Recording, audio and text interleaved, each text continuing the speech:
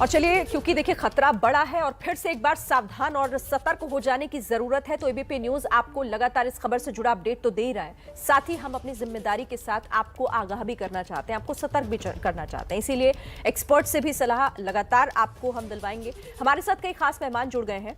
वेदांता अस्पताल के डॉक्टर अरविंद कुमार इस वक्त हमारे साथ जुड़े हुए हैं। एम्स के कम्युनिटी मेडिसिन के डॉक्टर पुनीत मिश्रा भी इस वक्त, आप उनको टेलीविजन स्क्रीन पर देख रहे हैं, और न्यूयॉर्क से डॉक्टर धीरज कौल को भी इस वक्त आप देख रहे हैं। आप सभी का बहुत स्वागत है हमारे साथ जुड़ने के लिए।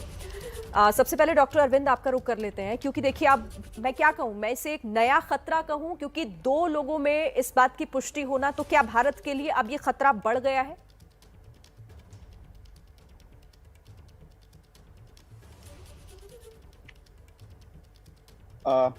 देखिए, खतरा तो ये हमेशा था।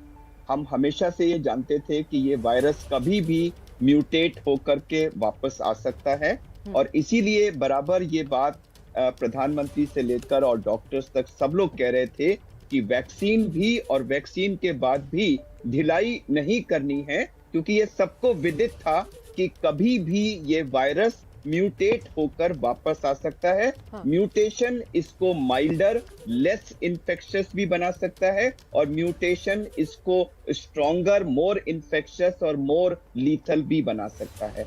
अब ये जो ओमिक्रॉन जो म्यूटेशन हुआ है, इसमें सबसे जो डरावनी चीज है कि जो स्पाइक प्रोटीन, जो इस वायरस का सबसे सक्षम हिस्सा है, जिसकी मदद से ये हमारी सेल्स को अटैक करता है और जिसके खिलाफ ज्यादातर वैक्सीन बनी हैं, उसमें 20 के करीब म्यूटेशंस हुए हैं।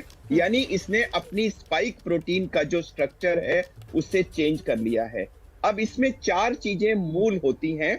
इसकी इन्फेक्टिविटी कितनी है, इसकी विरुलेंस यानी कि तीव्रता कितनी है, इसकी लिथैलिटी यानी डेथ का चांस कितना है, और चौथा, ये वैक्सीन को अवॉइड कर पाएगा कि नहीं। तो इन 4 IVLV, इन 4 चीजों में से अभी हमें सिर्फ पहले का जवाब मिला है कि ये 5 गुना ज्यादा इन्फेक्शियस है।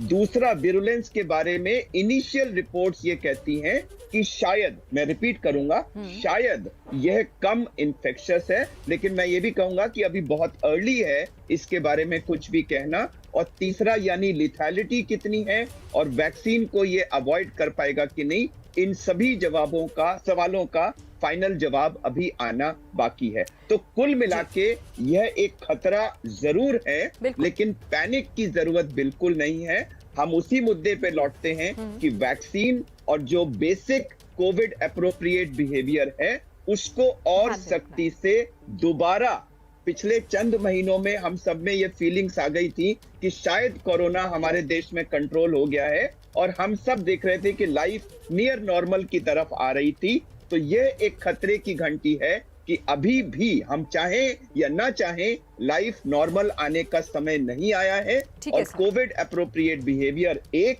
और दूसरा, वैक्सीन को ज्यादा से ज्यादा लोग लगवाएं, इसकी सख्त जरूरत है। तो मैं चाहूंगी कि आप दर्शकों के लिए, जो इस वक्त आप लोगों को सुन रहे हैं, देख रहे हैं, एज ए एक्सपर्ट, क्या सलाह देना चाहते हैं सर?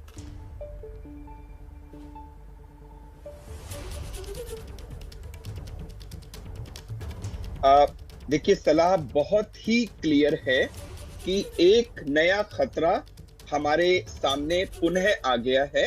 अभी बहुत ही अर्ली है ये कहना कि ये कितना बड़ा है, बट एक पोटेंशियल खतरा है। नंबर 1, पैनिक की कोई जरूरत नहीं है, और जैसा डॉक्टर पुनीत ने कहा था कि कोई लाइफ को चेंज करना, इस तरह की अभी राइट नाउ कोई जरूरत नहीं है। हमें 2 चीजों पे तुरंत अगर हम ध्यान दे दें।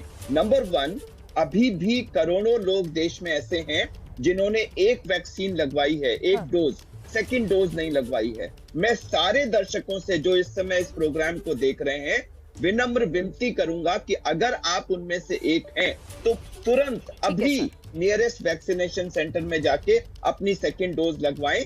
जिसने एक भी वैक्सीन नहीं लगवाई है, वो भी जाके वैक्सीन लगवाए। और दूसरा, मास्क, सोशल डिस्टेंसिंग, हाथ धोना और बंद जगहों पे भीड़ का ना इकट्ठा होना, इन 4 पिलर्स को 100% कंप्लायंस के साथ प्रैक्टिस करें।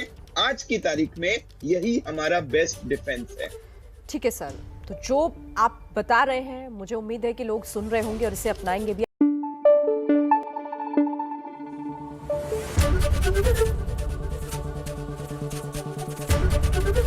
एबीपी न्यूज आपको रखे आगे।